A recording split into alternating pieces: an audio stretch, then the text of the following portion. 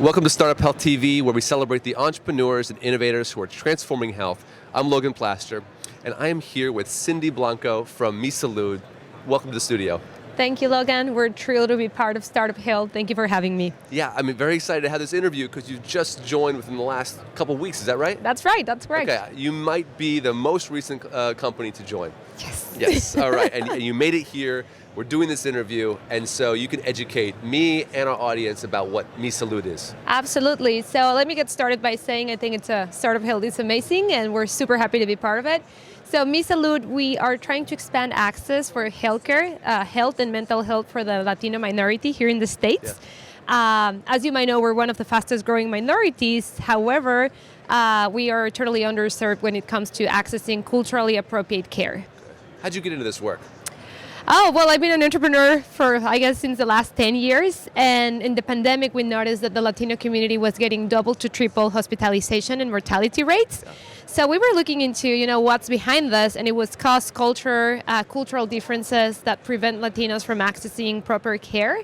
So that's when we got together, Wendy, Bismarck, myself, to get started MiSalud. We raised $5 million to get the company off the ground, and we're super proud of it. Okay. And what was the product that you raised funds to build? So it's a telemedicine platform. I guess unlike other telemedicine platforms, we have a really out-of-the-box model where what we're doing is that we're leveraging Mexican-based trained physicians. Okay. I don't know if you're familiar with companies like Libongo or Ginger, where there is a two-tiered approach, where usually you can talk to a social worker or a nurse practitioner. In our case, we're using trained and licensed physicians from Mexico, who would be your entry point, and same on mental health. We call them mental health coaches and health coaches. So they are the ones asking you on your symptoms, giving you over-the-counter, recommendations. And the most important thing, we have a set of programs where they become sort of your accountability buddy, making sure that you stick to your program and you hit those clinical outcomes. And then we pair them with licensed physicians in the U.S. So if you need a prescription, if you need, to see a physician to give you a diagnosis, a prescription, then we have the licensed physicians in the state. Very smart. Describe for me the plight of a Spanish-speaking individual in the United States who's struggling with accessing healthcare, the kind of person for whom this would be a real lifeline.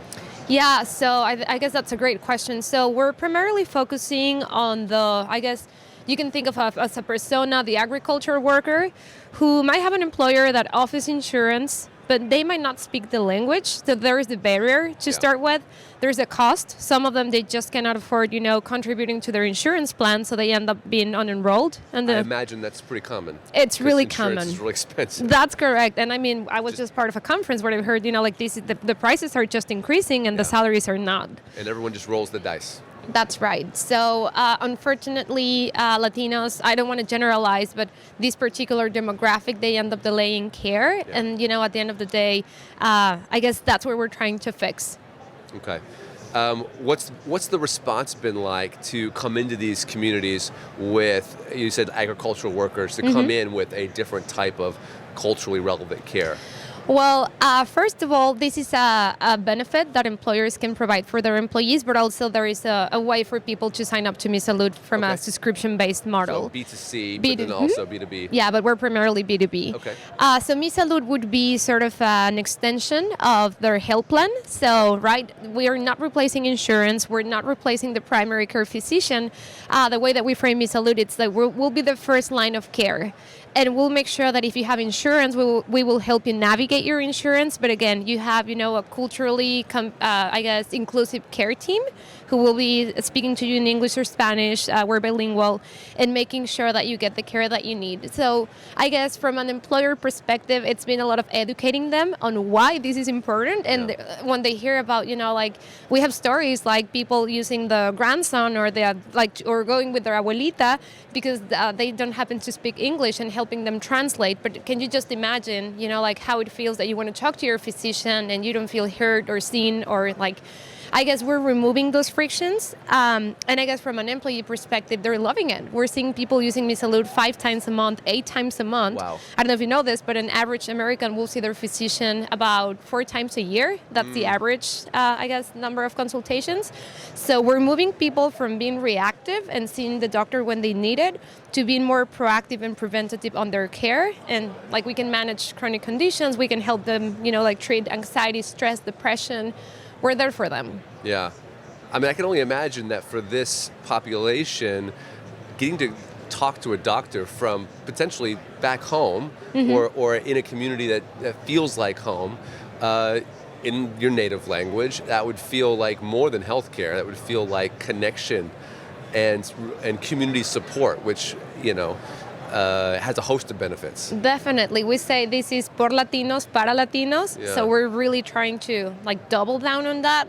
And I guess just think about those hourly workers. They might not have the time, even if they speak the language, even if cost is not a problem for them, then it's, how can I access something that wouldn't be disruptive to my day routine? Yeah. So that's MiSalud, where they can come early in the morning. We have an on-demand and same-day consultations where, in less than a 5-minute wait time, you're going to be talking to your health coach, and then you can be talking to your U.S. licensed physician, get your prescription, done. Over text, phone, video, how do you do it? Correct. We have the 3 formats, and this is important. There's a lot, especially in mental health, there's a lot of stigma. So we're trying to remove those barriers and making sure that we always say, we want to meet people where they are. If it's texting us, go ahead, text us. If it's, a video call, you can do that. Nice. So yeah, we're giving them different entry points to talk to our care team. When I was learning about MiSalud the first time, one of the things that interested me was the fact that all of your physicians are in-house, correct? Yes, the Mexico-based they are. Mexican-based physicians that you train, and I find that interesting because that gives you that piece of quality control and culture that you wouldn't have. There's a lot of telemedicine companies that tap into other networks and they're just a platform. That's right. Yeah, and I guess we since the beginning we didn't want it to be, with all respect to Uber, I love it, but we didn't want it to be sort of a marketplace, right? We wanted to make sure that our health coaches and mental health coaches are aware of the pain points of the end users that we have. And at the end of the day, they're the backbone of our company, right? So we train them, we select them, and we make sure that anybody who's in our platform should be able to provide the quality of care that we want. Nice. So you said you've already been able to raise about $5 million. Well, that was our seed round, Okay. and then we did another round, which is sort of like a seed extension. Okay. We're raising $10 million. We're wrapping up our You're round. wrapping up at $10 million. Fantastic. Congratulations. $10 million total. Okay, total. Fantastic. That's going to allow you to do what? Oh, that's the exciting part. So we are going heavy on our go-to-market. So we are working with employers right now. We want to start working with payers and the Medicaids and medicals of the world. So what we want to do is to, achieve, a more solid product market fit. And then at the end of the day, the funding is primarily focused on our go-to-market and then expanding. We're live in California. We're about to launch Texas, Florida. We're going to do Arizona and New York as well this year. And that's going to allow MiSalud to cover 63% of the Latino/Hispanic community in the U.S. So we're excited. That's very exciting. How do you see the offer evolving? I would imagine that once you have a relationship with these individuals, there's more you can do with them. That's right. So let me tell you our moonshot long-term tell me. vision. So the name of the company is MiSalud AI. Well, MiSalud Health AI. So that stands for artificial intelligence. So just imagine the data set that we're going to have with, a unique Latino information. No one has that. So I guess moving forward, we want to start, and right now, we're getting, setting up the foundations to use artificial intelligence, machine learning, and just think about the pharmaceuticals having access to this kind of information, obviously anonymous, aggregated, but that's kind of the long-term thinking on we're serving and, working with an underserved community, and we're getting interesting data from them. Awesome. What are you most excited about for the rest of 2023? Oh, I'm just ready for all the SBB and all that stuff to go, to be in the past. I guess I'm super excited to continue to grow in terms of or the number of socios, that's how we call our members. Yeah. Closer 10 or around. and yeah, just continue to, to expand and be live in other states. I love it. I love it. Cindy, thank you for taking time with me. I'm so excited about you finishing up that raise, which will enable you to expand. Yeah. You're meeting a huge unmet need in an innovative way, and I can't wait to see what comes next. Awesome. Gracias and thank you. Gracias. Thank you, Logan.